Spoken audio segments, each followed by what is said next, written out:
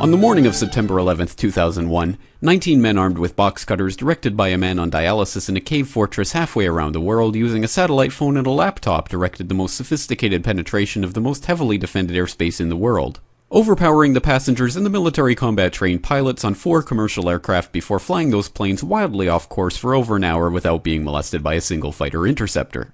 These 19 hijackers, devout religious fundamentalists who like to drink alcohol, snort cocaine, and live with pink-haired strippers, managed to knock down 3 buildings with 2 planes in New York, while in Washington, a pilot who couldn't handle a single-engine Cessna was able to fly a 757 in an 8,000-foot descending 270-degree corkscrew turn to come exactly level with the ground, hitting the Pentagon in the budget analyst office where DoD staffers were working on the mystery of the $2.3 trillion that Defense Secretary Donald Rumsfeld had announced missing from the Pentagon's coffers in a press conference the day before, on September 10th, 2001. Luckily, the news anchors knew who did it within minutes. Osama bin Laden. The pundits knew within hours. Osama bin Laden. The administration knew within the day. Terrorists who committed these acts and those who harbor them. And the evidence literally fell into the FBI's lap. That a hijacker's passport was found blocks from the World Trade Center crash site, if you can believe that. But for some reason, a bunch of crazy conspiracy theorists demanded an investigation into the greatest attack on American soil in history. That investigation was delayed, underfunded, set up to fail, a conflict of interest, and a cover-up from start to finish. It was based on testimony extracted through torture, the records of which were destroyed. It failed to mention the existence of WTC-7, Able Danger, P-TECH, Sibel Edmonds, OBL and the CIA, and the drills of hijacked aircraft being flown into buildings that were being simulated at the precise same time that those events were actually happening. It was lied to by the Pentagon, the CIA, the Bush administration, and as for Bush and Cheney, well, no one knows what they told it because they testified in secret, off the record, not under oath, and behind closed doors. It didn't bother to look at who funded the attacks because that question is ultimately of little practical significance.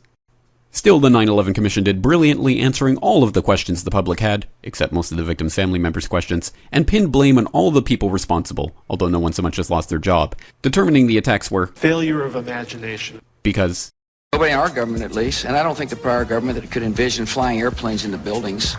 Except the Pentagon, FEMA, NORAD, and the NRO. The DIA destroyed 2.5 terabytes of data on Able Danger, but that's okay because it probably wasn't important.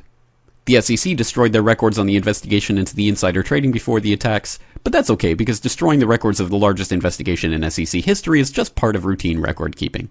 NIST has classified the data that they used for their model of WTC-7's collapse, but that's okay because knowing how they made their model of the collapse would jeopardize public safety. The FBI has argued that all material related to their investigation of 9/11 should be kept secret from the public, but that's okay because the FBI probably has nothing to hide. This man never existed, nor is anything he had to say worthy of your attention, and if you say otherwise, you are a paranoid conspiracy theorist and deserve to be shunned by all of humanity. Likewise him, and her, and her, and her, and him. Osama bin Laden lived in a cave fortress in the hills of Afghanistan, but somehow got away. Then he was hiding out in Tora Bora, but somehow got away. Then he lived in Abbottabad for years, taunting the most comprehensive intelligence dragnet employing the most sophisticated technology in the history of the world for a decade, releasing video after video with complete impunity and getting younger and younger as he did so, before finally being found in a daring SEAL team raid which wasn't recorded on video, in which he didn't resist or use his wife as a human shield, and in which these crack special forces operatives panicked and killed this unarmed man, supposedly the best source of intelligence about those dastardly terrorists on the entire planet. Then they dumped his body in the ocean before telling anyone about it. Then a couple dozen of that team's members died in a helicopter crash in Afghanistan. This is the story of 9/11, brought to you by the media which told you the hard truths about his head could be seen to move violently forward. And they took the babies out of incubators.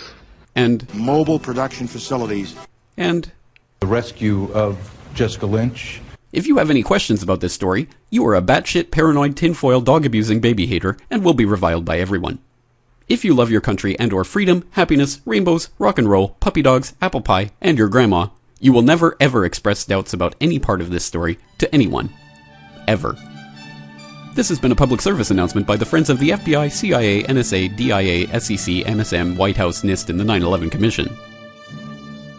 Because ignorance is strength.